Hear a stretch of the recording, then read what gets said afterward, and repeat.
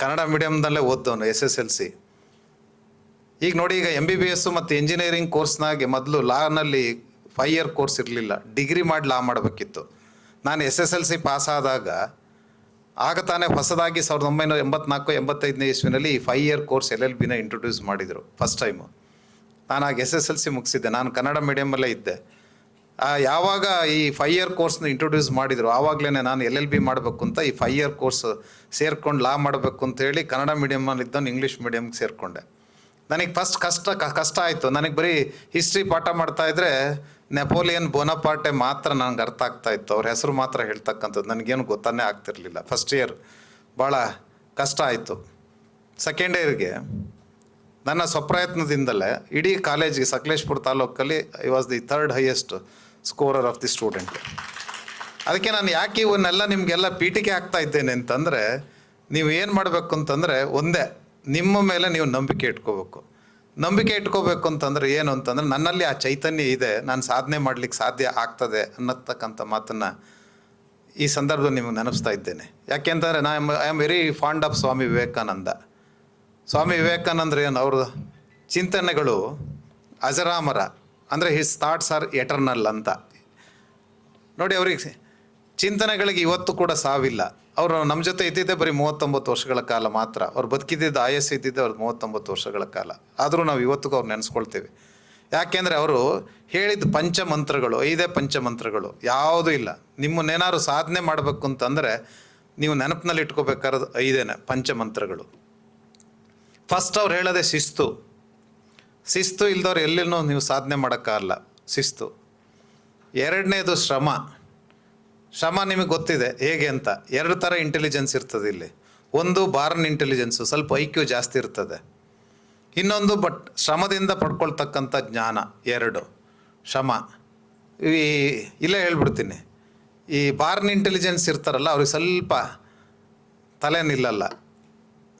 ಯಾಕೆ ತಲೆ ನಿಲ್ಲ ಅಂದರೆ, ನಾನೇ ಬ್ರಹ್ಮ, ಎಲ್ಲವೂ ನನಗೆ ಗೊತ್ತಿದೆ ಅಂತ ತಲೆಗೇರಿಸ್ಕೊಬಿಡ್ತಾರೆ. ಹಂಗಿದ್ದಾಗ ಸ್ವಲ್ಪ ಕಷ್ಟ ಆಗ್ಬಿಡ್ತದೆ. ಅದು ಶ್ರಮದಿಂದ ಬಂದಿದ್ದು ಹಂಗೆ ಅನಿಸೋದಿಲ್ಲ, ಅದು ಲಾಂಗ್ ಲೈಫ್. ಅದಕ್ಕೆ ಈ IQ ಚೆನ್ನಾಗಿದ್ರೂ ಕೂಡ ಸ್ವಲ್ಪ ಶಾರ್ಟ್ ಲೈಫ್ ಆಗ್ಬಿಡ್ತದೆ. ಯಾಕೆಂದರೆ ತಲೆಗೆ ಏರ್ಬಿಟ್ರದು, ಈಗೋ ತಲೆಗೆ ಬಂತು ಅಂತಂದರೆ ಅದು ಆಗ್ತದೆ. 3ನೇದು ಏನು ಅಂತಂದರೆ ಸಮಯ ಪ್ರಜ್ಞೆ, ಟೈಮ್ ಸೆನ್ಸು. ಟೈಮ್ ಸೆನ್ಸ್ ಇದೆಯಲ್ಲ, ಇದು ಭಾಳ ಮುಖ್ಯ. ಟೈಮ್ ಯಾವಾಗಲೂ ಬರೋಲ್ಲ, ನಮಗೆ ಓನ್ಲಿ 24 hours ಪರ್ ಡೇ. ಆ ಟೈಮ್ನ ನಾವು ಬಜೆಟ್ ಮಾಡ್ಕೋಬೇಕು. ಈಗ ಹೇಗೆ ಸರ್ಕಾರ ಹೇಗೆ ಇರ್ತಕ್ಕಂಥ ಹಣ ಇದೆಯೋ ಅದರಲ್ಲಿ ಯಾವ ರೀತಿ ಗೌರ್ಮೆಂಟ್ನ ನಾವು 1 ವರ್ಷದ ಮಟ್ಟಿಗೆ ನಡೆಸಬೇಕು ಅಂತ ಹೇಳಿ ಬಜೆಟ್ ಮಾಡ್ಕೋತಾರೋ, ಹಾಗೆ ನಾವು ಆ 24 hours ಬಜೆಟ್ ಮಾಡ್ಕೋಬೇಕು. ಆ ಟೈಮ್ ಸೆನ್ಸು. ಟೈಮ್ ಸೆನ್ಸ್ ಇಲ್ಲ ಅಂದರೆ ಕಷ್ಟ. 4ನೇದು ಆತ್ಮವಿಶ್ವಾಸ. ಆತ್ಮವಿಶ್ವಾಸ ಅಂದರೆ ಏನಿಲ್ಲ, ನನ್ನನ್ನು ಫಸ್ಟ್ ನಾನು ನಂಬಬೇಕು. ನನ್ನಲ್ಲಿರೋ ಚೈತನ್ಯದ ಬಗ್ಗೆ ನಂಬಿಕೆಯನ್ನು ಇಡಬೇಕು. ನಾನು ಸಾಧನೆಯನ್ನು ಮಾಡ್ತೇನೆ ಅಂತಕ್ಕಂಥ ಒಂದು ಆತ್ಮವಿಶ್ವಾಸವನ್ನು ಬೆಳೆಸ್ಕೊಳ್ಬೇಕು. ಇವು 4 ಭಾಳ ಮುಖ್ಯ. 4 ಜೊತೆಗೆ 5ನೇದೊಂದಿದೆ, ಅದು ನಿರ್ಭಯತೆ ಅನ್ನೊಂದು ಹೇಳ್ತಾರೆ. ನಿರ್ಭಯತೆ ಅಂದರೆ ಏನಿಲ್ಲ, ಧೈರ್ಯ ಅಂತ. ಇವು 4 ನಿಮ್ಮ ಜೊತೆ ಇದ್ದರೆ 5ನೇದು ಆಟೋಮೆಟಿಕ್ಕಾಗಿ ಬರ್ತದೆ. ಅಂದರೆ ಪ್ರಾಮಾಣಿಕರಾಗಲಿಕ್ಕೆ ಇವೆಲ್ಲ ನಿಮಗೆ ಶಕ್ತಿ ಕೊಡ್ತದೆ. ಶಿಸ್ತು ಇರ್ಬೋದು, ಶ್ರಮ ಇರ್ಬೋದು, ಟೈಮ್ ಸೆನ್ಸ್ ಇರ್ಬೋದು, ಆತ್ಮವಿಶ್ವಾಸ ಇರ್ಬೋದು. 5ನೇದಾಗಿ ನಿರ್ಭಯತೆ. ಇವು 5 ಪಂಚಮಂತ್ರಗಳು ಸ್ವಾಮಿ ವಿವೇಕಾನಂದರು ಹೇಳಿರ್ತಕ್ಕಂಥದ್ದು. ನಾನು ನನ್ನ ಜೀವನದಲ್ಲಿ ಅದನ್ನು ಅಳವಡಿಸ್ಕೊಂಡಿದ್ದೀನಿ. ಅದಕ್ಕೆ ನಾನು ನಿಮ್ಗೆ ಹೇಳ್ತಾ ಇದ್ದೀನಿ, I never preach anything, first I practice my self and I preach all this. ಇನ್ನೊಂದು 3 ಹೇಳ್ತಾರೆ ಅವ್ರು ಭಾಳ, ಸ್ವಾಮಿ ವಿವೇಕಾನಂದರು. ನಾನು ಭಾಳ ಅವ್ರ ಬಗ್ಗೆನೇ ಹೇಳ್ತಾ ಇದ್ದೀನಿ. ಯಾಕೆಂತಂದರೆ ಈಗಾಗಲೇ ಹೇಳಿದೆ ನಾನು. 3 H's ಹೇಳ್ತಾರೆ. 3 H's ಅಂತಂದರೆ ಹೆಡ್ಡು, ಹಾರ್ಟು, ಹ್ಯಾಂಡು. ನೋಡಿ, ಇವೆಲ್ಲ ನಮ್ಮಲ್ಲೇ ನಮ್ಮ ಕಂಟ್ರೋಲ್ಗೆ ಇರ್ತಕ್ಕಂಥದ್ದು. Head, heart, hand. ಹೆಡ್ ನೋಡಿ, ಅದೇ ನಾನು ಈಗ ಸೂಕ್ಷ್ಮವಾಗಿ ನಿಮ್ಗೆ ಹೇಳಿದೆ. ಇಂಟೆಲಿಜೆನ್ಸ್ ಏನಾದ್ರು ತಲೆಗೆ ಏರ್ಬಿಟ್ರೆ ಈಗೋ ಸ್ಟಾರ್ಟ್ ಆಗ್ತದೆ. ಅದಕ್ಕೆ ಅವ್ರು ಎಷ್ಟು ಚೆನ್ನಾಗಿ ಹೇಳ್ತಾರೆ ಅಂದರೆ, ಡಿಕ್ಲೈನಿಂಗ್ ಪ್ರೋಸೆಸ್ ಅಂತ. ಈಗೋ ತಲೆಗೆ ಹೋಯ್ತು ಅಂತಂದರೆ ಅವನ ಬೆಳವಣಿಗೆ ಅಲ್ಲೇ ನಿಂತು ಹೋಗ್ಬಿಡ್ತದೆ ಅಂತ. Declining process. ತಲೆಗೇರಿಸ್ಕೊಂಡ್ರೆ ನಾನೇ ಎಲ್ಲ ಜ್ಞಾನಿ, ಎಲ್ಲ ನನ್ನ ಹತ್ರಲ್ಲೇ ಇದೆ ಅಂತ ಅಂದ್ಕೊಬಿಟ್ರೆ ಅವನತ್ತೆ ಅಲ್ಲಿಂದ ಪ್ರಾರಂಭ ಆಗ್ತದೆ ಅಂತ ಹೇಳ್ತಾರೆ. 2ನೇದಾಗಿ ಅವರು ಹಾರ್ಟ್ ಬಗ್ಗೆ ಹೇಳ್ತಾರೆ. When there is a conflict between head and heart should prevail ಅನ್ನೋ ಮಾತನ್ನು ಹೇಳ್ತಾರೆ.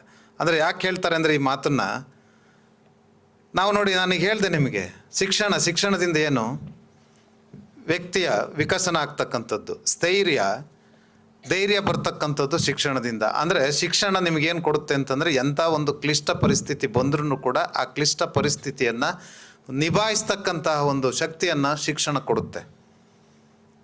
ಆ ಶಿಕ್ಷಣ ಕೊಟ್ಟಾಗ ನೀವು ಶಿಕ್ಷಣ ಬರೀ ಪಡೆದುಕೊಂಡ್ರೆ ಸಾಲದು, ನೀವು ಗ್ರ್ಯಾಜುಯೇಟ್ಸ್ ಆದರೆ ಮಾತ್ರ ಸಾಲದು, ನೀವು ಸಮಾಜದ ದನಿ ಆಗಬೇಕು ಅನ್ನೋ ಮಾತನ್ನು ಹೇಳ್ತಾರೆ ಅವರು.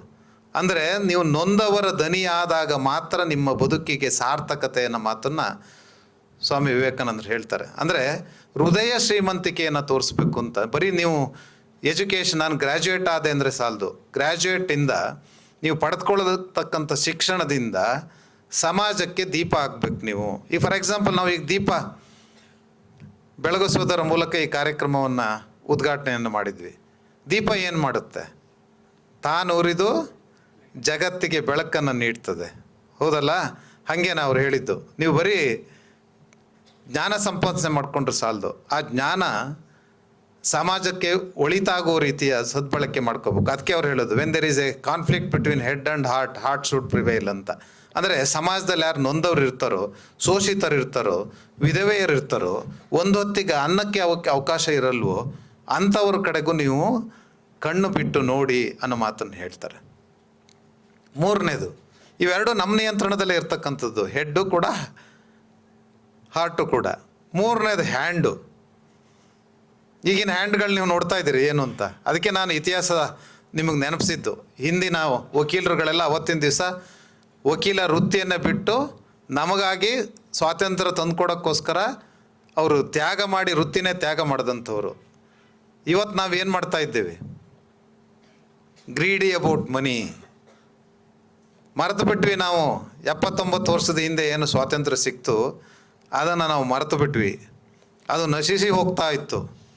ಅವತ್ತಿನ ದಿನ ಸಂವಿಧಾನ ರಚನೆ ಮಾಡುವಾಗ ಏನು ಮಾಡಿದರು ಅಂದರೆ, ಸಂವಿಧಾನ ರಚನೆ ಮಾಡೋರು ಬರೀ ಫಂಡಮೆಂಟಲ್ ರೈಟ್ಸ್ ಬಗ್ಗೆ ಹೇಳಿದರು. ಪ್ರತಿಯೊಬ್ಬ ಪ್ರಜೆಗೆ ಏನು ಫಂಡಮೆಂಟಲ್ ರೈಟ್ಸು ಇರಬೇಕು ಅಂತಕ್ಕಂಥದ್ದು. ಫಂಡಮೆಂಟಲ್ ಡ್ಯೂಟೀಸ್ ಬಗ್ಗೆ ಅವತ್ತು ಹೇಳಲಿಲ್ಲ. ಅವ್ರ ತಲೆಯಲ್ಲಿ ಏನಿತ್ತು ಅಂತಂದರೆ, ಯಾವಾಗಲೂ ಈ ಸ್ವಾತಂತ್ರ್ಯವನ್ನು ಪಡೆದುಕೊಳ್ಬೇಕಾದ್ರೆ ಎಷ್ಟು ಕಷ್ಟಪಟ್ಟಿದೋ ಅದು ಯಾವಾಗಲೂ ನಮ್ಮ ಜನರ ತಲೆಯಲ್ಲಿ ಇರುತ್ತೆ ಅಂತಕ್ಕಂಥ ಅವ್ರ ಚಿಂತನೆ ಇತ್ತು. ಆದರೆ ಕ್ರಮೇಣವಾಗಿ ನಶಿಸಿ ಹೋಗ್ತಾ ಬಂದ ಮೇಲೆ ಫಂಡಮೆಂಟಲ್ ಡ್ಯೂಟೀಸ್ನು ಕೂಡ ನಾವು ಆರ್ಟಿಕಲ್ 51A ಕಾನ್ಸ್ಟಿಟ್ಯೂಷನಲ್ಲಿ ಸೇರಿಸ್ಬೇಕಾಯ್ತು, ಅಮೆಂಡ್ಮೆಂಟ್ ಮಾಡ್ಕೊಳ್ಳೋ ಮೂಲಕ. ಅದಕ್ಕೆ ಈ ಸಂದರ್ಭದಲ್ಲಿ ನಾನು ಹೇಳ್ತಕ್ಕಂಥದ್ದು ಏನಂದರೆ, ಕೈಗಳೆಲ್ಲ ಹ್ಯಾಂಡು ಜಾಸ್ತಿ ಕೈಗಳು ಹಿಂಗಾಗ್ಬಿಟ್ಟಿದೆ. ಕೈಗಳು ಹಿಂಗಾಗಿಲ್ಲ ಅಂದರೆ ಅವ್ರೇನು ಹೇಳ್ತಾರೆ ಅಂದರೆ, ದುಡ್ದಿದ್ರಲ್ಲಿ ಒಂದು 10 ರೂಪಾಯಿನಾರು ಅಟ್ಲೀಸ್ಟ್ ಸಮಾಜಕ್ಕೆ ಒಳಿತು ಮಾಡೋಕ್ಕೆ ಕೆಲಸವನ್ನು ಮಾಡಿ ಅಂತ. ದುಡೀರಿ, ಅದನ್ನು ನ್ಯಾಯ ಮಾರ್ಗದಲ್ಲಿ ದುಡೀರಿ ಅನ್ನೋ ಮಾತನ್ನು ಹೇಳ್ತಾರೆ ಅವರು. ಇವತ್ತು ನಮ್ಮಲ್ಲಿ ಕರಪ್ಷನ್ ಯಾಕೆ ಈ ದೇಶದಲ್ಲಿ ಜಾಸ್ತಿ ಆಗಿದೆ ಅಂತಂದರೆ, ನೀವು ನೋಡಿರ್ಬೋದು, people are become more greedy about money. ಬರೀ ಅವ್ರಿಗೆ ಮಾತ್ರ ಅಲ್ಲ, 10 ತಲೆಮಾರುಗಳಿಗೆ ಅವರು ಮಾಡಿಡಬೇಕು. ಫಾರ್ ಎಕ್ಸಾಂಪಲ್, ಒಂದು ಇನ್ಸ್ಟಿಟ್ಯೂಷನ್ಸೇ ಕಮೆನ್ಸ್ ಮಾಡಲಿ ಅಥವಾ ಒಂದು ಟ್ರಸ್ಟ್ ಮಾಡಲಿ, ಎಲ್ಲಿ ಹಣ ಬರುತ್ತೋ ಅಲ್ಲಿ ವ್ಯಾಜ್ಯ ಸ್ಟಾರ್ಟ್ ಆಗಿಬಿಡುತ್ತೆ. ನಮ್ಮ ಕೋರ್ಟ್ಗಳಲ್ಲಿ ಈಗ ಹೆಚ್ಚಿನ ವ್ಯಾಜ್ಯ ಇರ್ತಕ್ಕಂಥದ್ದೇ ಎಲ್ಲಿ ದುಡ್ಡು ಇರ್ತದೋ ಅಲ್ಲಿ ಎಲ್ಲ ಥರದ ವ್ಯಾಜ್ಯಗಳು ಸ್ಟಾರ್ಟ್ ಆಗ್ತದೆ. ಆ ಸ್ಥಿತಿ ಅದು ವೃತ್ತಿಗಳಲ್ಲಿ ಇರ್ಬೋದು, ಯಾವುದೇ ವೃತ್ತಿ ಇರ್ಬೋದು, ವೃತ್ತಿನೂ ಹಾಗೆ ಆಗಿದೆ ಇವತ್ತಿನ ದಿನದಲ್ಲಿ. ಅದಕ್ಕೆ ಅವ್ರು ಹೇಳ್ತಕ್ಕಂಥದ್ದು, ಇವು ಮೂರನ್ನ ವ್ಯಕ್ತಿ ಕಂಟ್ರೋಲ್ ಮಾಡ್ಕೋಬೇಕಂತೆ. Head, heart, hand. ಇವು ಮೂರು ಸರಿ ಇಲ್ಲ ಅಂತಂದರೆ ಅಧೋಗತಿಗೆ ಹೋಗ್ತದೆ ಸಮಾಜ ಅನ್ನೋ ಮಾತನ್ನು ಅವರು ಈ ಸಂದರ್ಭದಲ್ಲಿ ಹೇಳ್ತಾರೆ. ಯಾಕೆಂದರೆ ನೀವೆಲ್ಲ ಈ ದೇಶದ ಭವಿಷ್ಯ, ಮುಂದಿನ ಭವಿಷ್ಯ ನೀವೇನೆ. ಈ ದೇಶದ ಭವಿಷ್ಯ ನಿಂತಿರೋದು ಕೂಡ ನಿಮ್ಮಿಂದಲೇ. ಅದಕ್ಕೆ ಯುವಜನತೆ, ನಾನು ಹೇಳ್ತಾ ಇರ್ತೀನಿ, ಆಲ್ಮೋಸ್ಟ್ ನಾನೊಂದು 400-500 ಕಾಲೇಜ್ಗಳಿಗೆ, ಸ್ಕೂಲ್ಗಳಿಗೆ ಹೋಗ್ತಾ ಇದ್ದೇನೆ. SSLC ಲೈಫ್ ಟರ್ನಿಂಗ್ ಆಗ್ತಕ್ಕಂಥದ್ದು, ಸೆಕೆಂಡ್ PUC, ಆಮೇಲೆ ಡಿಗ್ರಿ.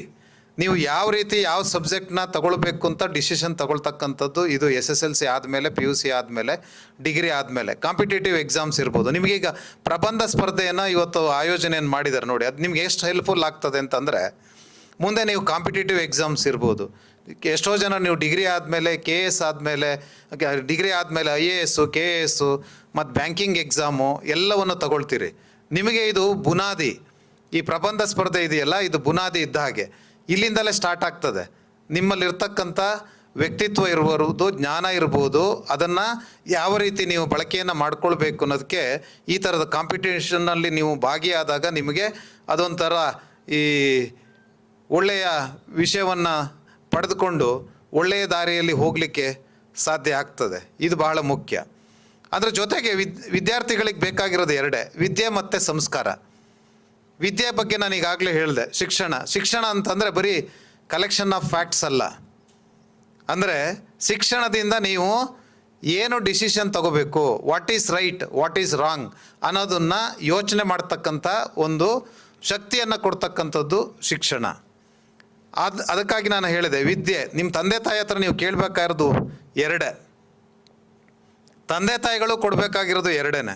ಮಕ್ಕಳುಗಳಿಗೆ ಕೊಡಬೇಕಾಗಿರೋದು ಒಂದು ವಿದ್ಯೆ, ಎರಡನೇದು ಸಂಸ್ಕಾರ. ಇವೆರಡೂ ಇಲ್ಲ ಅಂತಂದರೆ ಅವನು ಒಳ್ಳೆಯ ನಾಗರಿಕ ಆಗ್ಲಿಕ್ಕೆ ಸಾಧ್ಯ ಇಲ್ಲ. ತಂದೆ ತಾಯಿಗಳು ಕೂಡ ನಾನು ಈ ಸಂದರ್ಭದಲ್ಲಿ ಹೇಳ್ತೇನೆ, ತಂದೆ ತಾಯಿಗಳು ಇಲ್ಲಿ ಎಷ್ಟು ಜನ ಇದ್ರು ಗೊತ್ತಿಲ್ಲ, ಪೇರೆಂಟ್ಸ್ಗಳು. ಮಕ್ಕಳಿಗೆ ನೀವು ಆಸ್ತಿ ಮಾಡೋ ಅವಶ್ಯಕತೆ ಇಲ್ಲ, ನಿಮ್ಮ ಮಕ್ಕಳನ್ನ ನೀವು ಆಸ್ತಿ ಮಾಡಬೇಕು. ಮಕ್ಕಳನ್ನ ನೀವು ಆಸ್ತಿ ಮಾಡಬೇಕು ಅಂತಂದರೆ ಅವ್ರಿಗೆ ಎರಡೇ, ವಿದ್ಯೆ ಕೊಡಬೇಕು, ಸಂಸ್ಕಾರ ಕೊಡಬೇಕು. That it self is A ಆಸ್ತಿ, ಹೌದಲ್ಲ? ಇಲ್ಲ ಅಂತಂದರೆ ಕೈ ತುಂಬ ಹಣ ಎಲ್ಲಿ ಸಿಗ್ತದೋ ಅಲ್ಲಿ ದಾರಿ ತಪ್ಪುವಂಥ ಅವಕಾಶಗಳು ಜಾಸ್ತಿ ಇರ್ತದೆ.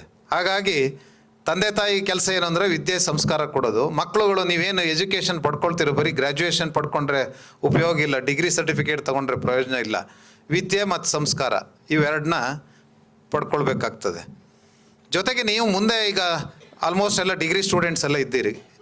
ಎಕ್ಸಾಮ್ ತೊಗೊಳ್ಬೇಕಾದ್ರೆ ಯೋಚನೆ ಮಾಡಬೇಕು. ನೀವು ಕಾಂಪಿಟೇಟಿವ್ ಎಕ್ಸಾಮ್ಸ್ ತೊಗೊಳ್ಬೇಕಾದ್ರೆ ನೀವು ಹೆಚ್ಚಿನದಾಗಿ ಓದೋದನ್ನು ಅಭ್ಯಾಸ ಮಾಡ್ಕೋಬೇಕು. ಈಗ ನಾವು ಪರಿಸ್ಥಿತಿಲಿ ಏನಿದೆ ಅಂದರೆ ಮಕ್ಕಳುಗಳೆಲ್ಲ ಮೊಬೈಲ್ನಲ್ಲಿ ಮಾರು ಹೋಗ್ಬಿಟ್ಟಿದ್ದಾರೆ. ಮಕ್ಕಳುಗಳು ಮಾತ್ರ ಅಂತಲ್ಲ, ಅದಕ್ಕೇನು ವಯಸ್ಸಿನ ಅಂತರನೂ ಕೂಡ ಇಲ್ಲ. ಆಲ್ಮೋಸ್ಟ್ ಸಮಯ ಎಲ್ಲ ಮೊಬೈಲಲ್ಲೇ ಹೋಗ್ತಾ ಇದೆ. ನಮ್ಮ ದೇಶದ ಮಾನವ ಸಂಪನ್ಮೂಲ ಹೆಚ್ಚಿನದಾಗಿ ಹೇಳಬೇಕು ಅಂತಂದರೆ ಎಲ್ಲ ಮೊಬೈಲ್ನಲ್ಲಿ ವ್ಯರ್ಥ ಆಗ್ತಾ ಇದೆ. ಅದಕ್ಕೆ ನಾನು ನಿಮ್ಗೆ ಮತ್ತೊಂದು ಟಿಪ್ಸ್ ಕೊಡ್ತೇನೆ. ಮೊಬೈಲ್ ಅವಶ್ಯಕತೆ ಇದೆ, ಇಂಟರ್ನೆಟ್ನ ಅವಶ್ಯಕತೆ ಇದೆ, ನಿಮಗೆ ಜ್ಞಾನ. ಬಟ್ ಆದರೆ ಒಂದನ್ನು ನಾನು ನಿಮಗೆ ಹೇಳ್ತೀನಿ, ನಿಮಗೆ ಇಂಟರ್ನೆಟ್ನಲ್ಲಿ ಸಿಗ್ತಕ್ಕಂಥದ್ದು ಅರ್ಧಂಬರ್ಧ. ಆದರೆ ನೀವು ಬುಕ್ಸನ್ನು ಓದಬೇಕು. ನೀವು ಬುಕ್ಸನ್ನು ಓದಿದರೆ ನಿಮಗೆ ಕಾಂಪಿಟೇಟಿವ್ ಎಕ್ಸಾಮ್ಸ್ನಲ್ಲಿ ಪಾಸ್ ಆಗಲಿಕ್ಕೆ, ಗೆಟ್ ಥ್ರೂ ಆಗಲಿಕ್ಕೆ ಭಾಳ ಈಸಿ ಆಗ್ತದೆ. ನಿಮಗೆ ಬುಕ್ಸ್ನಲ್ಲಿ ನಿಮಗೆ 100% ನಾಲೆಡ್ಜ್ ಸಿಗುತ್ತೆ. ಅದೇ ನೀವು ಮೊಬೈಲ್ ಹೊಡೆದ ತಕ್ಷಣ ಯಾವುದೋ ಒಂದು ಈಸಿ ಮೆಥಡ್, ಸೂಪರ್ಫಿಷಿಯಲ್ ಆಗಿಬಿಟ್ಟಿದ್ವಿ ನಾವೆಲ್ಲ. ಏನಂತಾರೆ, ಮೊಬೈಲ್ ಹೊಡೆದ ತಕ್ಷಣ ಯಾವುದೋ ಒಂದು ವರ್ಡ್ ಹೊಡೆದ ತಕ್ಷಣ ಅಲ್ಲಿ ಬಂದುಬಿಡುತ್ತೆ, ಅದನ್ನು ನೋಡ್ತೀವಿ. ಅದಲ್ಲ. ನಮ್ಮಲ್ಲಿ ಹಿಂದೆ ಒಂದ್ಸರಿ ನಾವು ಸಾಹೇಬ್ರಿಗೆಲ್ಲ ಗೊತ್ತಿರ್ತದೆ, ಲಾ ಪಾಸ್ ಮಾಡೋಬೇಕು ಏನು ಅಂದರೆ ಒಂದು ಜಾಬ್ವಾಲಾ ಅಂತ ಒಂದು ಸೀರೀಸ್ ಇತ್ತು. ಸುಮಾರು ಜನ ಲಾಯರ್ಗಳಿಗೆ ಗೊತ್ತಿರ್ತದೆ. ಎಕ್ಸಾಮ್ ಪಾಸ್ ಮಾಡೋಕ್ಕೆ ಒಂದು 30, 40, 50 ಮಾರ್ಕ್ಸ್ ಬರೋಕ್ಕೆ ಒಂದು ಜಾಬ್ವಾಲಾ ಸೀರೀಸ್ ಅಂತಿತ್ತು. ಅದನ್ನು ಓದ್ಬಿಟ್ರೆ ಪಾಸ್ ಆಗಿಬಿಡ್ತಿದ್ವಿ. ಹಾಗೆ ಅದಲ್ಲ, ನೀವೇನಾದ್ರು ಕಾಂಪಿಟೇಟಿವ್ ಎಕ್ಸಾಮ್ಸು, IAS ಅಥವಾ KAS, ಬ್ಯಾಂಕಿಂಗ್ ಎಕ್ಸಾಮು, ಬೇರೆ IIT ಎಕ್ಸಾಮ್ ಇರ್ಬೋದು, ಯಾವುದನ್ನೇ ಪಾಸ್ ಮಾಡಬೇಕು ಅಂತಂದರೆ ಬುಕ್ಸ್ ಓದಬೇಕು. ಅದಕ್ಕೆ ಮತ್ತೊಂದು ನಿಮಗೆ ಟಿಪ್ಸ್ ಕೊಡ್ತಾ ಇದ್ದೀನಿ. ಒಂದು ಎರಡನೇದಾಗಿ ಕೃಷ್ಣ ಅವ್ರು ಹೇಳ್ತಾಯಿದ್ರು, ನಾವು ಕೂಡ ಇನ್ನೊಂದು ಲಾ ಕಾಲೇಜ್ ಸ್ಟಾರ್ಟ್ ಮಾಡ್ತಾ ಇದ್ದೀವಿ, ಈಗ ಆಲ್ರೆಡಿ ಪ್ರೋಸೆಸ್ ಮಾಡಿದ್ದೀವಿ ಅಂತೇಳಿ ಹೇಳಿದರು. ಒಂದು ಮಾತನ್ನು ನಾನು ನಿಮಗೆ ಹೇಳಲಿಕ್ಕೆ ಇಚ್ಛೆಪಡ್ತೇನೆ. ಇಲ್ಲಿ ಲಾ ಮಾಡಿ ನೀವು ಅಡ್ವೊಕೇಟು ಆಗ್ಬೋದು, ಜಡ್ಜಸ್ ಕೂಡ ಆಗ್ಬೋದು. IAS ಮಾಡಿದ್ರೆ ಒಂದು ಡಿಫೆಕ್ಟ್ ಇದೆ, ಇಲ್ಲ ಅಂತಿಲ್ಲ.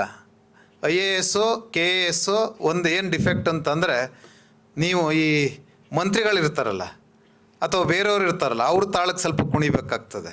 ಇಲ್ಲಿ ಲಾ ಮಾಡಿದವ್ರಿಗೆ ಹಂಗಿಲ್ಲ, ನೀವು ಡಿಸಿಷನ್ ತಗೊಳ್ತಕ್ಕಂಥದ್ದು. ಜಡ್ಜಸ್ ಆದವ್ರಿಗೂ ಅಷ್ಟೇ, ಯಾವ ಇನ್ಫ್ಲುಯೆನ್ಸು ಯಾವ ಇದು ಇರೋದಿಲ್ಲ. ನೀವು ನಿಮ್ಮ ಆತ್ಮಸಾಕ್ಷಿಗೆ ಅನುಗುಣವಾಗಿ ಕೆಲಸ ಮಾಡ್ಬೋದು. ಅದಕ್ಕೆ ಗಾಂಧೀಜಿಯವರು ಒಂದು ಮಾತನ್ನು ಹೇಳ್ತಾರೆ. ಏನು ಹೇಳ್ತಾರೆ ಅಂತಂದರೆ, ನಾವು ಯಾವುದೇ ಒಂದು ಡಿಸಿಷನ್ ತಗೊಳ್ಬೇಕಾದ್ರೆ ಆತ್ಮಸಾಕ್ಷಿಗೆ ಅನುಗುಣವಾಗಿ ಕೆಲಸ ಮಾಡಬೇಕಾಗ್ತದೆ ಅಂತ. ಸರ್ವಶ್ರೇಷ್ಠವಾದ ನ್ಯಾಯಾಲಯ ಒಂದಿದೆ, ಯಾವುದು ಅಂದರೆ ಅದು ಆತ್ಮಸಾಕ್ಷಿ ಅನ್ನೋ ಒಂದು ಮಾತನ್ನು ಗಾಂಧಿ ಹೇಳ್ತಾರೆ. ಅಂದರೆ ನಮ್ಮ ಡಿಸಿಷನ್ ತಗೊಳ್ಳೋಕ್ಕೆ ನಮ್ಮ ಆತ್ಮಸಾಕ್ಷಿನ ನಾವು ಕೇಳ್ಕೊಳ್ಬೇಕು. ಏನಂತ, ನಾನು ಮಾಡ್ತಾ ಇರ್ತಕ್ಕಂಥ ಕೆಲಸ ಸರಿ ಇದೆಯೋ ಅಂತ ನಮ್ಮ ಆತ್ಮಸಾಕ್ಷಿ ಕೇಳ್ಕೊಂಡ್ರೆ ಆ ಆತ್ಮಸಾಕ್ಷಿಗಳಿಗೆ ಅನುಗುಣವಾಗಿ ಕೆಲಸ ಮಾಡಬೇಕು. ಅದಕ್ಕೆ ಅವ್ರು ಹೇಳ್ತಾರೆ, ಯಾವ ಸರ್ವಶ್ರೇಷ್ಠವಾದ ನ್ಯಾಯಾಲಯ ಯಾವುದೂ ಇಲ್ಲ, ಇರೋದೇ ಆತ್ಮಸಾಕ್ಷಿ ಅನ್ನೋ ಮಾತನ್ನು ಗಾಂಧೀಜಿಯವ್ರು ಕೂಡ ಹೇಳ್ತಾರೆ. ನಾನು ಯಾಕೆ ಇವನ್ನೆಲ್ಲ ಹೇಳ್ತಾ ಇದ್ದೇನೆ ಅಂತಂದರೆ, ನಮಗೆ ಇತ್ತೀಚಿನ ದಿನಗಳಲ್ಲಿ ಎಕ್ಸಾಂಪಲ್ ಕೊಡೋಕ್ಕೆ ಭಾಳ ಕಷ್ಟ. ನಿಮಗೆ ಗೊತ್ತಿದೆ, ಸ್ವಾತಂತ್ರ್ಯ ಪೂರ್ವದಲ್ಲಿ ಭಾಳಷ್ಟು ಮಂದಿ ಇದ್ದರು ನಮಗೆ ಮಾಡೆಲ್ ಆಗಿ. ಈಗ ಆಫ್ಟರ್ ಇಂಡಿಪೆಂಡೆನ್ಸ್ ನೋಡಿ ನೀವು, ಅವ್ರನ್ನ ಹುಡುಕ್ಬೇಕಾದ್ರೆ ಟಾರ್ಚ್ ಹಾಕಿ ಹುಡುಕ್ಬೇಕು. ಅದಕ್ಕೆ ನಾನು ಯಾವಾಗಲೂ ಹೇಳ್ತಾ ಇರ್ತೀನಿ, ಲಾಲ್ ಬಹದ್ದೂರ್ ಶಾಸ್ತ್ರಿ ಅವ್ರು ನಾನು ನೆನೆಸ್ಕೊಳ್ತೀನಿ ಯಾವಾಗಲೂ. ಇದ್ದವ್ರು ನೆನೆಸ್ಕೊಳ್ಳಲ್ಲ, ಇದ್ದವ್ರು ನೆನೆಸ್ಕೊಂಡ್ರೆ ಆಮೇಲೆ ಇವನು ಆ ಪಾರ್ಟಿಗೆ ಸೇರಿದವನು ಅಂದ್ಬಿಡ್ತಾರೆ. ಅದಕ್ಕೆ ಅವರು ವಾಜಪೇಯಿ, ಅಬ್ದುಲ್ ಕಲಾಂ ಅವರು. ಯಾಕೆ ನಾನು ಲಾಲ್ ಬಹದ್ದೂರ್ ಶಾಸ್ತ್ರಿ ನೆನೆಸ್ಕೊಳ್ತೇನೆ ಅಂತಂದರೆ, ಅವ್ರು ಪ್ರಧಾನಿಯಾಗಿದ್ದಾಗ ಅವ್ರ ಸಂಬಳ 40 ರೂಪಾಯಿ. ಅವ್ರ ಮನೆಗೆ ಡೊನೇಷನ್ ಕೇಳಕ್ಕೆ ಹೋಗ್ತಾರೆ. ಡೊನೇಷನ್ ಕೇಳಕ್ಕೆ ಹೋದಾಗ ಅವರು ಇಲ್ಲ ನನಗೆ ಬರೋದೇ ಸಂಬಳ 40 ರೂಪಾಯಿ, ನಾನೇನು ಸೇವಿಂಗ್ ಮಾಡಿಲ್ಲ ಅಂತಾರೆ. ನೋಡಿ, ನಮ್ಮಲ್ಲಿ ನಿಮ್ಗಳಿಗೆ ಗೊತ್ತಿರುತ್ತೆ ಮನೆಯಲ್ಲೇ ಹೆಣ್ಮಕ್ಳು ಏನು ಮಾಡ್ತಾರೆ ಅಂತಂದರೆ, ಮೊದಲೆಲ್ಲ ಈಗ ಇಬ್ಬರು ದುಡಿತಾರೆ ಬಿಡಿ, ಗಂಡ ದುಡಿಯೋದ್ರಲ್ಲಿ ಯಾವ್ದಾದ್ರು ಒಂದು ಸ್ವಲ್ಪ ಉಳಿಸ್ಬಿಟ್ಟು ಮುಂದೆ ಯಾವ್ದಾದ್ರು ಕಷ್ಟ ಬಂದರೆ, ಹೆಲ್ತ್ ಇಶ್ಯೂಸ್ ಇರ್ಬೋದು, ಯಾವುದೇ ಒಂದು ಇರ್ಬೋದು, ಸ್ವಲ್ಪ ಸೇವಿಂಗ್ಸ್ ಮಾಡಬೇಕು ಅಂತ ಹೆಣ್ಮಕ್ಳಲ್ಲಿ ಭಾಳ ಮುಂದಾಲೋಚನೆ ಇರ್ತದೆ. ಆವಾಗ ಶಾಸ್ತ್ರಿಯವರು ಮಡದಿ ಹೇಳ್ತಾರೆ, ಇಲ್ಲ ನಾನೊಂದು ಸ್ವಲ್ಪ ಸೇವಿಂಗ್ಸ್ ಮಾಡಿದ್ದೀನಿ, ಅದ್ರಲ್ಲಿ ಕೊಡ್ಬೋದು ಅಂತ. ಬಂದವ್ರಿಗೆ ಕೊಡ್ತಾರೆ. ನೆಕ್ಸ್ಟ್ ಮಂತ್ ಲಾಲ್ ಬಹದ್ದೂರ್ ಶಾಸ್ತ್ರಿ ಏನು ಹೇಳ್ತಾರೆ ಗೊತ್ತಾ, ಆಫೀಸ್ಗೆ ಹೋಗಿ, ನನ್ನ ಸಂಸಾರವನ್ನು 30 ರೂಪಾಯಿಲಿ ನಾನು ನಿಭಾಯಿಸ್ಬೋದು, ಮುಂದಿನ ತಿಂಗಳಿಂದ ನನ್ನ ಸಂಬಳ 30 ರೂಪಾಯಿ, 40 ರೂಪಾಯಿ ಬೇಡ ಅಂತಾರೆ. ಅದಕ್ಕೆ ನಾನು ನೆನಪಿಸ್ತಾ ಇದ್ದೇನೆ, ನಮಗೆ ಎಂಥ ನಾಯಕರು ಬೇಕು ಅಂದರೆ ರಾಷ್ಟ್ರಕ್ಕೆ ಇಂಥ ನಾಯಕರುಗಳು ಬೇಕು, ರಾಷ್ಟ್ರ ನಾಯಕರುಗಳು ಅನ್ನೋ ಮಾತು ನಾನು ಹೇಳ್ತೀನಿ. ಯಾವಾಗಲೂ ನಾನು ಹೇಳ್ತಾ ಇರ್ತೀನಿ, country is facing lack of statesmans ಅಂತ. ಸ್ಟೇಟ್ಸ್ಮನ್ಸ್ ಅಂದರೆ ಯಾರೂ ಇಲ್ಲ, ರಾಷ್ಟ್ರ ನಾಯಕರುಗಳು ಅಂತ. ರಾಷ್ಟ್ರ ನಾಯಕರುಗಳು ಅಂದರೆ ಯಾವಾಗಲೂ ಅವರ ಮನಸ್ಸಿನಲ್ಲಿ, ಈಗ ಉದಾಹರಣೆಗೆ ನಾನು ಹೇಳಿದೆ, ಸಾಹೇಬರು ಸುಪ್ರೀಂ ಕೋರ್ಟಲ್ಲಿ ಪ್ರಾಕ್ಟೀಸ್ ಮಾಡಿದ್ರೆ ಎಷ್ಟೋ ದುಡಿಬೋದಿತ್ತು, ಅವ್ರು ಮಾಡ್ತಾ ಇಲ್ಲ. ಅವ್ರು ಯಾಕೆ ಅಂತಂದರೆ ಈ ಒಂದು ಸಂವಿಧಾನದ ಬಗ್ಗೆ ಎಲ್ಲರಿಗೂ ಅಭಿಯಾನವನ್ನು ಮಾಡುವುದರ ಮೂಲಕ ಅವರು ಆ ಕೈಂಕರ್ಯದಲ್ಲಿ ಭಾಗಿಯಾಗಿದ್ದಾರೆ. ಅಂದರೆ ದೇಶವನ್ನು ಸದೃಢಗೊಳಿಸ್ಬೇಕು ಅಂತ ನೋಡಿ. ಅದಕ್ಕೆ ಅವರು ಎಕ್ಸಾಂಪಲ್ ಕೊಟ್ಟೆ ನಾನು. ನಮ್ಮ ದುರದೃಷ್ಟ ನೋಡಿ, ವಾಜಪೇಯಿ ಅವರು ಭಾಳ ಏಜ್ ಆದಮೇಲೆ ಅವ್ರು ಪ್ರಧಾನಿ ಆದರು. ಮೊದಲೇ ಪ್ರಧಾನಿ ಆಗಿದ್ರು ಭಾಳ ಚೆನ್ನಾಗಿರ್ತದೆ. ನಾನು ಲಾ ಮಾಡಬೇಕಾದ್ರೆ ಅವರು ಹಾಸನ್ಗೆ ಬಂದಿದ್ರು. ನಾನು ಹಾಸನ್ ಗೌರ್ಮೆಂಟ್ ಲಾ ಕಾಲೇಜಲ್ಲಿ ರಾತ್ರಿ ಗೌರ್ಮೆಂಟ್ ಸ್ಕೂಲ್ ಫೀಲ್ಡಲ್ಲಿ ಅವರು ಅದ್ವಾನಿ ಬಂದಿದ್ದರು. ಆವಾಗ ರಾತ್ರಿ 1:30 ಅವ್ರ ಸ್ಪೀಚ್ ನಾನು ಕೇಳಿದ್ದೆ. ಮಧ್ಯರಾತ್ರಿ 1:30ಗೆ ಬಂದಿದ್ರು ಅವರು. ಅಂದರೆ ಅವಾಗ ಮೋಸ್ಟ್ಲಿ ಎಲೆಕ್ಷನ್ ಕ್ಯಾಂಪೇನ್ ಇತ್ತೇನೋ ಬಂದಿದ್ದರು. ಅವ್ರನ್ನ ಭಾಷಣ ಕೇಳಿದ್ದೆ ನಾನು. ಯಾಕೆಂದರೆ ಅವರು ಕೂಡ ನೋಡಿ, ದೇಶದ ಅಭ್ಯುದಯದಲ್ಲಿ ಭಾಳ ಅವರ ವಿಷನ್ ಭಾಳ ತುಂಬ ಚೆನ್ನಾಗಿತ್ತು. ಅಬ್ದುಲ್ ಕಲಾಂ ಅವರು ನೋಡಿ, ಅಬ್ದುಲ್ ಕಲಾಂ ಅವ್ರನ್ನೂ ನಾನು ಯಾವಾಗಲೂ ನೆನಪಿಸ್ತೇನೆ ಅಂತಂದರೆ, ಅವ್ರದ್ದೇ ಒಂದು ವಿಷನ್ ಇತ್ತು 2020. ನಾವೀಗ 2047 ಅಂತಿದ್ದೇವೆ. 2020 ಅವರು ರಾಷ್ಟ್ರಪತಿ ಭವನಕ್ಕೆ ಹೋದಾಗ ಒಂದೇ ಒಂದು ಸೂಟ್ ಕೇಸ್ ಇಟ್ಕೊಂಡು ಹೋಗಿದ್ರು, ಬಟ್ಟೆ ಮಾತ್ರ ತುಂಬ್ಕೊಂಡು ಹೋಗಿದ್ರು, ಏನೂ ಇಲ್ಲ. ಬರುವಾಗಲೂ ಕೂಡ ಅವರು ವಾಪಸ್ ಬರುವಾಗ ಒಂದೇ ಸೂಟ್ ಕೇಸಲ್ಲಿ ರಾಷ್ಟ್ರಪತಿ ಭವನದಿಂದ ಹೊರಗೆ ಬಂದವರು. ಅದಕ್ಕೆ ನಾನು ಇವರಿಬ್ಬರನ್ನ ಎಕ್ಸಾಂಪಲ್ ಕೊಟ್ಟೆ. They are the statesmans. ಆ ಥರದ ಸ್ಟೇಟ್ಸ್ಮನ್ಸ್ಗಳು ಕಡಿಮೆ. ಹಿಂದೆ ನೋಡಿ 1947ಗಿಂತ ಭಾಳಷ್ಟು ಒಳ್ಳೊಳ್ಳೆ ನಾಯಕರು ಇದ್ದರು. ನಮ್ಮ ಮನೆಯಲ್ಲಿ ನನ್ನ ತಂದೆ ನಾನು ಹುಟ್ಟಿದಾಗ ನೋಡಿದ್ದೆ, ನಮ್ಮ ಮನೇಲಿ ಹಾಕಿದ್ರು, ಫೋಟೋಸ್ ಎಲ್ಲ ಹಾಕಿದ್ರು. ಗಾಂಧಿ ಫೋಟೋ ಇತ್ತು, ನೆಹರು ಫೋಟೋ ಇತ್ತು, ಲಾಲ್ ಬಹದ್ದೂರ್ ಶಾಸ್ತ್ರಿ ಫೋಟೋ ಇತ್ತು, ಸುಭಾಷ್ ಚಂದ್ರ ಬೋಸ್ ಫೋಟೋ ಇತ್ತು, ಭಾಳಷ್ಟು ಇತ್ತು. ಅವೆಲ್ಲ ಫೋಟೋಗಳು ನೋಡಿ ಎಲ್ಲರ ಮನೇಲಿ ಆಲ್ಮೋಸ್ಟ್ ಮಾಯ ಆಗಿದ್ದಾವೆ. ಬೇರೆ ಫೋಟೋಗಳೆಲ್ಲ ಇದ್ದಾವೆ. ಹೌದಾ? ಯಾಕೆ ಹೇಳ್ತಾ ಇದ್ದೀನಿ ಅಂದರೆ, I lost my father at the age of 8. ನನ್ನ ತಂದೆ ತೀರ್ಕೊಂಡಾಗ ನನಗೆ 8 ವರ್ಷ. ನಾನು ಸ್ವಯಂ ಪ್ರಯತ್ನದಿಂದ ಬಂದಿದ್ದೇನೆ ಮಕ್ಕಳು. ಅದಕ್ಕೋಸ್ಕರ ನಿಮ್ಗೆ ಹೇಳ್ತಾ ಇದ್ದೇನೆ. ಇವತ್ತು ನೀವು ನಿಮ್ಮಗಳ ಮೇಲೆ ನೀವು ನಂಬಿಕೆಯನ್ನು ಇಟ್ಕೊಳ್ಬೇಕು. ನನ್ನಲ್ಲಿ ಆ ಒಂದು ಚೈತನ್ಯ ಇದೆ, ಆ ಚೈತನ್ಯದಲ್ಲಿ ನಾನು ಸಾಧನೆಯನ್ನು ಮಾಡಲಿಕ್ಕೆ ಸಾಧ್ಯ ಆಗ್ತದೆ. ನೀವು ಯಾವ ಕಾಲೇಜಲ್ಲಿ ಓದಿದ್ರಿ, ಯಾವ ಶಾಲೆಯಲ್ಲಿ ಕಲ್ತ್ರಿ ಅಂತಕ್ಕಂಥದ್ದು ಮುಖ್ಯ ಅಲ್ಲ. ಉದಾಹರಣೆ ಒಂದು ಕೊಡ್ತೇನೆ ನಿಮಗೆ. ನಾನು 2 ವರ್ಷ ಹಾಸನಲ್ಲಿ ಪ್ರಾಕ್ಟೀಸ್ ಮಾಡಿ ಬೆಂಗಳೂರಿಗೆ ಶಿಫ್ಟ್ ಆದೆ. ನನ್ನ ಪ್ರಾಕ್ಟೀಸ್ನ ನನ್ನ ಕೊಲೀಗ್ ಒಬ್ಬ ಬಿಷಪ್ ಕಾಟನ್, ನಿಮಗೆಲ್ಲ ಗೊತ್ತಿದೆ ಬೆಂಗಳೂರಲ್ಲಿ ಬಿಷಪ್ ಕಾಟನ್ ಸ್ಕೂಲ್ ಅಂದರೆ ಆವಾಗಿನ ಸ್ಕೂಲು. ರಾತ್ರಿ ಎಲ್ಲ ಪೇರೆಂಟ್ಸ್ ಎಲ್ಲ ಮಲ್ಕೊಬಿಟ್ಟು ಅಲ್ಲೇ ಕ್ಯಾಂಪಸ್ಸಲ್ಲೇ ಮಲ್ಕೊಂಡು ಮಕ್ಕಳು 2 ಥರ. ಒಂದು ಒಳ್ಳೆ ಶಿಕ್ಷಣ ಅಂತ, ಎರಡನೇದು ಇನ್ನೊಂದು ಥರ ಇದೆ ನಮ್ಮ ಪೇರೆಂಟ್ಸ್ಗಳಿಗೆ. ನನ್ನ ಮಕ್ಕಳು ಅಲ್ಲಿ ಓದ್ತಾ ಇದ್ದಾರೆ ಅಂತ ಹೇಳ್ಕೊಳ್ಬೇಕು ಅಂತಕ್ಕಂಥ ಪೇರೆಂಟ್ಸ್ಗಳು ಭಾಳಷ್ಟು ಇದ್ದಾರೆ. ದುರಂತ ಅದು. ಎಲ್ಲಿ ಕಲಿತಾರೆ ಅಂತಕ್ಕಂಥದ್ದು ಮುಖ್ಯ ಅಲ್ಲ. ನನ್ನ ಮಗ ಬಿಷಪಲ್ಲಿ ಓದ್ತಿದ್ದಾನೆ ಅಂತ ಹೇಳ್ಕೊಳ್ಬೇಕು ಅಂತ ಅದು ಒಂದು ಇರ್ತದೆ, ಆ ಥರದ್ದು. ಅದಲ್ಲ. ಅದಕ್ಕೆ ನಾನು ಹೇಳಿದೆ, ನನ್ನ ಜೊತೆ ಪ್ರಾಕ್ಟೀಸ್ ಮಾಡಿದಂಥ ಒಬ್ಬ ಅಡ್ವೊಕೇಟು ಬಿಷಪಲ್ಲಿ ಓದಿದಂಥ ಬಿಷಪ್ ಕಾಟನ್ನಲ್ಲಿ ಓದಿದಂತಹ ಅಡ್ವೊಕೇಟ್ ಇದ್ದರು. ಒಂದು ದಿವಸ ಒಂದು ಕೇಸ್ ನಡೆಸಲಿಲ್ಲ, ಒಂದು ಆರ್ಗ್ಯುಮೆಂಟ್ ಮಾಡಲಿಲ್ಲ. ಕೊನೆಗೆ ಅಡ್ವೊಕೇಟ್ ಪ್ರೊಫೆಷನ್ನೇ ಬಿಟ್ಟು ಹೊರಟ್ಬಿಟ್ಟ ಅವನು. ಅದಕ್ಕೆ ನಾನು ನಿಮ್ಗೆ ಯಾಕೆ ಎಕ್ಸಾಂಪಲ್ ಹೇಳಿದೆ ಅಂತಂದರೆ, ನೀವು ಯಾವ ಶಾಲೆಯಲ್ಲಿ ಕಲ್ತ್ರಿ ಅಂತಕ್ಕಂಥದ್ದು ಮುಖ್ಯ ಅಲ್ಲ, ನಿಮಗೆ ದಾಹ ಇರಬೇಕು. ದಾಹ ಏನಿರಬೇಕು ಅಂದರೆ ನಾನು ಕಲಿಬೇಕು, ನನ್ನ ಕಾಲ ಮೇಲೆ ನಾನು ನಿಂತ್ಕೊಳ್ಬೇಕು ಅಂತಕ್ಕಂಥದ್ದು ಬೇಕು. ಕುದುರೆನ ಏನು ಮಾಡ್ಬೋದು ಹೇಳಿ? ಕುದುರೆನ ತಗೊಂಡೋಗಿ ನೀರು ಹತ್ರ ಬಿಡ್ಬೋದು ಅಷ್ಟೇ. ಕುದುರೆಗೆ ಏನಿರಬೇಕು? ನೀರಿದೆ, ನನ್ನ ದಾಹವನ್ನು ಇಂಗಿಸ್ಕೊಳ್ಬೇಕು ಅಂತಕ್ಕಂಥ ಮನಸ್ಥಿತಿ ಆ ಕುದುರೆಗೆ ಬರಬೇಕು. ಆಗೇನು ಮಾಡ್ಬೇಕು? ಕುದುರೆ ನೀರು ಕುಡಿಬೇಕು ಅಲ್ವಾ? ನಿಮಗೆ ಆ ದಾಹ ಇರಬೇಕು. ನಾನು ಈ ಯಾವ ಶಿಕ್ಷಣ ಸಂಸ್ಥೆಯಲ್ಲಿ ಶಿಕ್ಷಣವನ್ನು ಪಡೆದೆ ಅಂತಕ್ಕಂಥದ್ದು ಮುಖ್ಯ ಅಲ್ಲ, ನನ್ನ ಗುರಿಯನ್ನು ಮುಟ್ಟಲಿಕ್ಕೆ ನಾನು ಸಾಧ್ಯ ಆಗ್ತದೆ ಅಂತಕ್ಕಂಥದ್ದನ್ನು ನೀವು ನಿಮ್ಮ ಮನಸ್ಸಿನಲ್ಲಿ ತಂದುಕೊಳ್ಬೇಕು. ಕೆಲವ್ರಿಗೆ ಇರ್ತದೆ, ನಾನು ಈಗಾಗಲೇ ಹೇಳಿದೆ, ನಾವೊಂದು ವಾರ ಹೆಂಗೆ ಅಂತಂದರೆ ಒಂದು ಟೆಂಡೆನ್ಸಿ ಡೆವಲಪ್ ಮಾಡ್ಕೊಬಿಟ್ಟಿರ್ತೀವಿ, ನಮ್ಮ ಅಪ್ಪ ಅಮ್ಮ ನಮಗೇನೋ ಮಾಡಲೇ ಇಲ್ಲ ಅಂತ. ಅಪ್ಪ ಅಮ್ಮ ಏನು ಮಾಡೋದು ಬೇಕಾಗಿಲ್ಲ, ಅವ್ರು ಕೊಡಿಸ್ಬೇಕಾದ್ರೆ ನಿಮ್ಗೆ ಅದು ಕೇಳಿದ್ದು ನಾನು ಶಿಕ್ಷಣ ಮಾತ್ರ ಅಂತ. ಅದು ಯಾವ ಶಾಲೆಯಲ್ಲಿ ಸಿಕ್ತು ಶಿಕ್ಷಣ ಅಂತಕ್ಕಂಥದ್ದು ಮುಖ್ಯ ಅಲ್ಲ, ನೀವು ಯಾವ ರೀತಿ ಸ್ವೀಕರಿಸ್ಕೊಳ್ತೀರಿ ಅಂತಕ್ಕಂಥದ್ದು ಭಾಳ ಮುಖ್ಯ. ಹಾಗಾಗಿ ನಿಮ್ಮ ಲೈಫಿಗೆ ನೀವೇ ಶಿಲ್ಪಿಗಳು. ಯಾಕೆ ಇದನ್ನು ಮಾತನ್ನು ಹೇಳ್ತಾ ಇದ್ದೀನಿ ಅಂದರೆ, ನೀವೆಲ್ಲ ಈಗ ಡಿಗ್ರಿ ಆಲ್ಮೋಸ್ಟ್ ಎಲ್ಲ ಡಿಗ್ರಿನೂ ಎಲ್ಲರೂ ಈಗ ಇರ್ತಕ್ಕಂಥ ಸ್ಟೂಡೆಂಟ್ಸು ಈ ಪ್ರಬಂಧ ಸ್ಪರ್ಧೆಯಲ್ಲಿ ಭಾಗಿಯಾದವರೆಲ್ಲ ಡಿಗ್ರಿ ಸ್ಟೂಡೆಂಟ್ಸ್ ಅಂತ ಹೇಳಿದರು. ಹಾಗಾಗಿ ನೀವು ಮುಂದಿನ ಚಿಂತನೆಯನ್ನು ಮಾಡಬೇಕಲ್ಲ. ನೀವು ಲಾ ಮಾಡಿ, ಹೇಳ್ತೀನಿ ನಿಮಗೆ, ಲಾ ಮಾಡಿ ಭಾಳ ಒಂದು ಅನುಕೂಲ ಇದೆ. ಮೊದಲು ನಾವು LLB ಆದ ತಕ್ಷಣ ಜಡ್ಜಸ್ನ ಅಪಾಯಿಂಟ್ ಮಾಡ್ತಾಯಿದ್ವಿ. ಈಗ ಬಟ್ ಸುಪ್ರೀಂ ಕೋರ್ಟ್ನವ್ರು ಏನು ಮಾಡಿದ್ರು, ಡಿಸಿಷನ್ ತೊಗೊಂಡಿಲ್ಲ, 3 ವರ್ಷ ಲಾಯರಾಗಿ ಪ್ರಾಕ್ಟೀಸ್ ಮಾಡಲಿ ಅಂತ. ಯಾಕೆ ಈ ಮಾತನ್ನು ಹೇಳ್ತಾ ಇದ್ದೇನೆ ಅಂತಂದರೆ, ಲಾ ಮಾಡಿದ ಮೇಲೆ ಈಗ ನೋಡಿ, ನೀವು IAS ಮಾಡಬೇಕು ಅಂದರೆ ಸ್ವಲ್ಪ ಕಷ್ಟ ಇದೆ. ಆಲ್ ಓವರ್ ಇಂಡಿಯಾದಲ್ಲಿ ನೀವು ಕಾಂಪೀಟ್ ಮಾಡಬೇಕು. ಡಿಗ್ರಿ ಮಾಡಿದ ಮೇಲೆ, ಲಾ ಮಾಡಿದ ಮೇಲೆ ನೀವು ಇಲ್ಲೇ ಚೆನ್ನಾಗಿ ಪ್ರಾಕ್ಟೀಸ್ ಮಾಡಿದ್ರೆ, ಲಾ ಸಬ್ಜೆಕ್ಟ್ಸ್ ಮೇಲೇ ನಾವು ಕ್ವಶನ್ ಪೇಪರ್ಸ್ನ ರೆಡಿ ಮಾಡ್ತೇವೆ. ಅದ್ರ ಮೇಲೆ ಕೆಲವೊಂದು ಇಂತಿಂಥ ಸಬ್ಜೆಕ್ಟ್ ಅಂತಲೂ ಕೂಡ ಪ್ರಿಸ್ಕ್ರೈಬ್ ಮಾಡಿರ್ತೀವಿ. ಅದನ್ನು ಓದಿ ಪಾಸ್ ಮಾಡಲಿಕ್ಕೆ ಈಸಿ ಆಗ್ತದೆ. ಒಂದು. ಎರಡನೇದು ಏನಂದ್ರೆ, ನೀವು IAS ಪಾಸ್ ಮಾಡಿದವ್ರಿಗೂ ನಾವು ಫಸ್ಟ್ ಪೋಸ್ಟಿಂಗ್ ಕೊಡೋದು, ಅದು ಟಾಪ್ ರ್ಯಾಂಕಿಂಗ್ ಬಂದರೆ ನಮ್ಮಲ್ಲಿ ಇರ್ತಕ್ಕಂಥ ವ್ಯವಸ್ಥೆ ಏನಂದರೆ ಅಸಿಸ್ಟೆಂಟ್ ಕಮಿಷನರ್ ರ್ಯಾಂಕು, AC ರ್ಯಾಂಕಿಗೆ ಕೊಡ್ತೀವಿ. ಇಲ್ಲೂ ಅಷ್ಟೇ, ತಾಲೂಕ್ ಲೆವೆಲ್ ಜಡ್ಜ್ ಆದಾಗ, ಮ್ಯಾಜಿಸ್ಟ್ರೇಟ್ ಆದಾಗ, that is equivalent to the assistant commissioner, first ಪೋಸ್ಟಿಂಗೇ ಕೊಡ್ತೀವಿ. ಒಂದು. ಎರಡನೇದು ಪ್ಲಸ್ ಪಾಯಿಂಟ್ ಏನು ಹೇಳಿದೆ, ಅಡ್ವಾಂಟೇಜು, ನಿಮ್ಗೆ ಯಾರ್ದು ಇಂಟರ್ಫಿಯರೆನ್ಸ್ ಇರಲ್ಲ. ಗಾಂಧಿ ಹೇಳಿದಂಥ ಆತ್ಮಸಾಕ್ಷಿನ ಕೇಳಿಕೊಂಡು ಕೆಲಸ ಮಾಡ್ತಕ್ಕಂಥ ಅವಕಾಶ ಇಲ್ಲಿ ಜಾಸ್ತಿ ಇದೆ. ನಿಮಗೆ ಬೇರೆ ಕಡೆಯಲ್ಲಿ ಇಲ್ಲ ಅಂತಲ್ಲ. ಹಾಗಂತೇಳಿ IAS IPS ಮಾಡಿದವರು ಎಲ್ಲರೂ ತಾಳಕ್ಕೆ ತಕ್ಕಂತೆ ಕುಣಿತಾರೆ ಅಂತ ನಾನು ಹೇಳ್ತಾ ಇಲ್ಲ. ನೀವು ತಲೆಯಲ್ಲಿ ಸ್ವಲ್ಪ ಅದನ್ನು ಸೂಚ್ಯವಾಗಿ ಇಟ್ಕೊಳ್ಳಿ, ಯಾಕೆಂದರೆ ಅದು ಭಾಳ ಮುಖ್ಯ. ಬಟ್ ಏನು ಅಂತಂದರೆ, ನಿಮಗೆ ಸರ್ವೀಸ್ ಮಾಡ್ತಕ್ಕಂಥ ಅವಕಾಶಗಳು ಅಲ್ಲೂ ಇರುತ್ತೆ, ಇಲ್ಲೂ ಇರುತ್ತೆ. ಬಟ್ ಸರ್ವೀಸ್ನ ಯಾವಾಗ ನೀವು ಮಾಡೋದನ್ನು ತಲೆಯಿಂದ ಕಿತ್ತಾಕ್ತೀರಿ, ಆವಾಗ ನೀವು ಒಳ್ಳೆಯ ಪ್ರಜೆ ಆಗಲಿಕ್ಕೆ ಸಾಧ್ಯ ಆಗೋದಿಲ್ಲ. ಇವನ್ನೆಲ್ಲ ಯಾತಕ್ಕೋಸ್ಕರ ಹೇಳಿದ್ದೇನೆ ಅಂತಂದರೆ, ಇವತ್ತಿನ ಈ ಕಾರ್ಯಕ್ರಮ ಏನು ಅಂತಂದರೆ, ಪ್ರತಿಭೆಯನ್ನು ಗುರುತಿಸ್ತಕ್ಕಂಥದ್ದು. ನಿಮ್ಮ ಪ್ರತಿಭೆಯನ್ನು ಹೊರಹೊಮ್ಮಿಸ್ಬೇಕಾದ್ರೆ ಇವೆಲ್ಲ ಮಾನದಂಡಗಳ ಅವಶ್ಯಕತೆ ಇದೆ. ಇವೆಲ್ಲ ಮಾನದಂಡಗಳನ್ನು ನೀವು ನಿಮ್ಮಲ್ಲಿ ಅಳವಡಿಸ್ಕೊಳ್ಳಿಲ್ಲ ಅಂತಂದರೆ ಸಾಧನೆಯನ್ನು ಮಾಡಲಿಕ್ಕೆ ಸಾಧ್ಯ ಆಗೋದಿಲ್ಲ. ಅದಕ್ಕೋಸ್ಕರ ಹೇಳ್ತಾ ಇದ್ದೇನೆ. ಸ್ವಲ್ಪ ಜಾಸ್ತಿ ಮಾತನಾಡಿರ್ಬೋದು ನಾನು ಸ್ವಲ್ಪ ನೇರವಾಗಿ ನಿಷ್ಠುರವಾಗಿ ಮಾತನಾಡ್ತಕ್ಕಂಥವನು. ನನಗೆ ಸ್ವಲ್ಪ ಹಾಗಾಗಿ ಸ್ವಲ್ಪ ನೇರವಾಗಿ ಹೇಳಿದರೆ ಗೊತ್ತಲ್ಲ ನಿಮ್ಗೆ ಇವತ್ತಿನ ಪರಿಸ್ಥಿತಿ ಹೇಗೆ ಅಂತೇಳಿ, ಅದು ಜಾಸ್ತಿ. ಅದಕ್ಕೆ ನಾನೇನು ಚಿಂತೆ ಮಾಡಲ್ಲ.